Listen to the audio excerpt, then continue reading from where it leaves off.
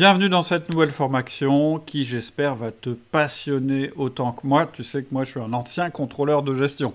C'est-à-dire que quand j'ai commencé à travailler, avant d'être chef d'entreprise, etc., j'ai démarré par le contrôle de gestion parce que, selon moi, c'était la meilleure manière d'apprendre comment fonctionne une entreprise. Après, j'ai évolué vers des fonctions de finance internationale et puis j'ai fini par acheter des boîtes, devenir chef d'entreprise, etc., etc. Et au cours de ce processus, je me suis rendu compte que oui, le contrôle de gestion, c'était pas mal, mais que c'était pas ça qui faisait fonctionner une entreprise, que ce qui fait fonctionner une entreprise, eh bien, c'est le management. Maintenant, ce que je voudrais te dire, et ça va être le fil conducteur dans cette formation, c'est que les indicateurs, les tableaux de bord, tout ce que tu vas produire, ça doit être au profit du management. Alors, qu'est-ce que ça veut dire? Ça veut dire que tu auras du mal à manager ton équipe si tu n'as pas le bon tableau de bord, parce que le tableau de bord te permet de prendre du recul par rapport à ce qui se passe et avoir une vision, je dirais, globale de ce qui se passe dans ton équipe, dans ton entreprise, etc. Ton rôle de manager, même si de temps en temps c'est d'être dans les tranchées avec tes collaborateurs et de faire du management, de produire, etc., c'est aussi de savoir prendre du recul et de regarder ce qui se passe. Et pour regarder ce qui se passe, tu as besoin d'indicateurs ou de métriques. Ça, c'est le tableau de bord général, celui qui te permet de, entre guillemets, on appelle ça piloter l'activité. Ensuite, ce qui est très important de comprendre, c'est que tu ne vas pas pouvoir tout mesurer. Déjà, c'est impossible. Il y a des milliards d'indicateurs possibles, des milliers d'angles sous lesquels tu peux observer la performance de ton équipe, de ton entreprise, etc. Et donc, ce qui va être stratégique pour toi, et on va en parler, ça va être de choisir les bons indicateurs. Et les bons indicateurs, c'est quoi? C'est ceux qui te permettent d'appuyer ta stratégie, c'est-à-dire de mesurer que ta stratégie fonctionne, ou si ta stratégie fonctionne. On va appeler ça les indicateurs stratégiques. Et les indicateurs critiques. Les indicateurs critiques, qu'est-ce que c'est? C'est tous les indicateurs qui, quand ils sont dans le rouge, menacent la vie de ton équipe, de ton entreprise, la vie économique, bien sûr, de ton équipe, etc., etc. Donc, tu vas devoir faire une sélection. En fait, quand tu as trop d'indicateurs, tu ne vois plus rien, et ton équipe, c'est pareil. Ça veut dire quelque chose de très important. Ça veut dire qu'à travers les indicateurs que tu vas choisir, le tableau de bord que tu vas déterminer, tu vas dire à tes collaborateurs, voilà comment vous devez voir le monde. Voilà voilà la vision de la réalité qui est commune à tout le monde et qui est la nôtre. C'est-à-dire que ça va être un langage commun à tout le monde. Et c'est pour ça que je dis, tu ne peux pas confier tes indicateurs à tes comptables. Peut-être qu'ils peuvent les produire, mais déterminer les indicateurs, ça doit être toi et ton équipe, parce que c'est comme ça que vous allez partager des informations. C'est comme ça que vous allez avoir un référentiel entre vous. Ce qu'on va voir aussi, c'est que tu peux soit faire un reporting absolument décourageant, démotivant pour tes collaborateurs, soit tu peux organiser un reporting qui leur permette d'atteindre l'expérience optimale en entreprise, ce que j'appelle souvent le flow.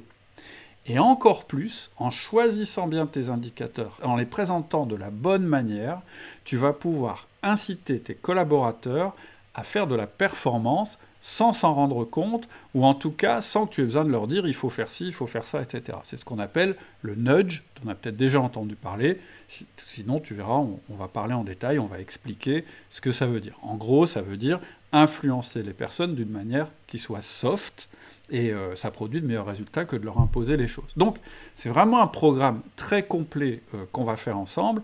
Et ce qu'on va faire tout de suite, je vais te faire juste un tour d'horizon de ce qu'on va faire, je vais te décrire ce qu'on va faire, etc. Et puis on pourra commencer. En tout cas, bienvenue dans cette formation. Je suis très content que tu m'aies rejoint. Et n'hésite pas, alors il y a vraiment quelque chose qui est important, qui va être aussi le fil conducteur, n'hésite pas à utiliser le forum privé, la partie réservée aux élèves, si tu as des questions, si tu as des expériences à partager, si tu as des suggestions, etc. Moi, ça m'intéresserait qu'on échange les bonnes idées sur la manière de mettre en place des objectifs et de les faire vivre avec notre équipe. Ok, on regarde tout de suite le programme.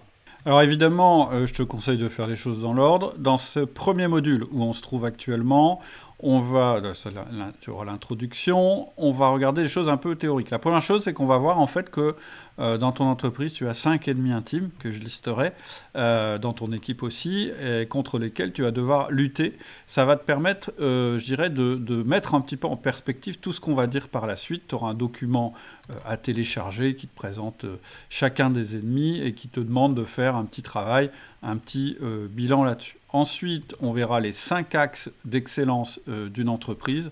On va voir que c'est le leadership, le développement, la rétention, la production, la finance.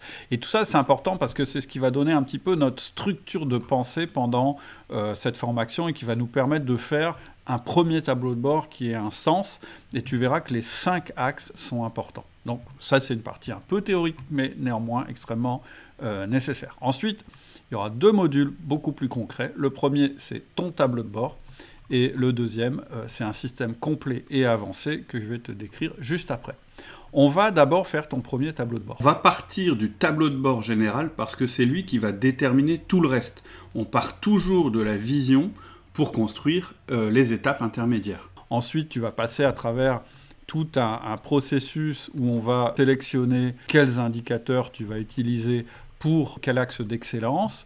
Et une fois que tu auras fait ça, on va pouvoir monter ton premier tableau de bord. Et là, on aura terminé une très grande étape. Tu auras en quelques heures construit ton tableau de bord de pilotage. Et c'est vraiment un préalable. C'est la vision de ton activité en ce moment et surtout étant donné ta stratégie du moment. C'est-à-dire que tu n'auras pas le même tableau de bord selon les stratégies que tu vas appliquer. On va parler de tout ça pour le construire. Viendra ensuite pour moi la partie la plus originale et la plus importante parce qu'elle est vraiment liée au management. Et on va voir qu'il y a un autre outil qui est rendu possible aujourd'hui avec de nouvelles technologies, c'est le fameux tableau de bord dynamique.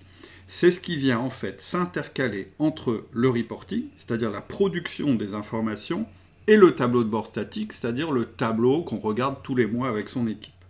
Donc on va voir comment alimenter ce tableau de bord dynamique en créant un reporting qui réponde à la fois au flow et au nudge, c'est-à-dire qu'il soit à la fois intéressant et qui génère l'expérience optimale chez tes équipes, mais aussi qui génère une augmentation des performances. Ensuite, on verra comment présenter ce tableau, comment le construire, et puis au passage, je te donnerai des techniques pour rendre tes indicateurs à la fois positifs pour tes équipes et motivants, parce que c'est une de mes passions que de trouver les bons indicateurs. Voilà pour le programme, mais on va commencer par le début, donc je te donne rendez-vous tout de suite dans le module suivant.